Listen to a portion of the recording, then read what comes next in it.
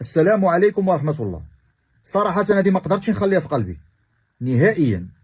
اليوم في الصلاة ديال الفجر أقسم بالله العظيم مشيت للجامع، جبرت الراجل كيسد الباب، قلت له ياك لاباس؟ قال لي والو وليدي، عيما جا واحد يصلي، أنا رانا صليت بوحدي، بغيتي نشعل لك الضوء تصلي نسينك ماشي مشكل. قلت له لا، أنا أمشي للجامع الأخرى نقدر نجبرهم باقي كيصليو. مشيت لذاك الجامعة ديك، اقسم بالله العظيم جبرت 3 ديال الرجال كيصليو، الصغير فيهم عنده 70 عام كيصلي على الكرسي، يعني جامعة وحده ما جا حتى واحد، والجامعة الاخرى 3 ديال الرجال كبيرين في السن. وهاد الحومه هادي على الاقل فيها 2000 ديال الرجال، او بين قوسين 2000 ديال الذكوره. فين هما؟ كانوا فرحانين كيحتفلوا، باتوا مقصرين بالفوز بين قوسين الخساره.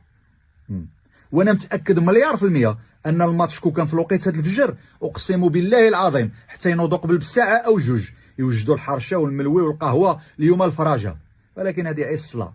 وإلا هضرتي سير ابو الحياه، سير المتخلف المتطرف، هدر على غلاء الاسعار، شي حاجه اللي عاد تفيد الامه. اما الصلاه فرعتوا لنا رزينا بها، الله اللي كيحاسب ماشي العبد. الصلاه ركعتا الفجر خير من الدنيا وما فيها، ولو يعلمون ما فيهما لأتوهما ولو حبوا. صلاة العشاء وصلاة الفجر، ولكن ما كاينش. هاي الصلاة خلي الناس تفرح. الفوز هذه الخسارة ماشي الفوز، هادشي كيبكي ماشي كيفرح.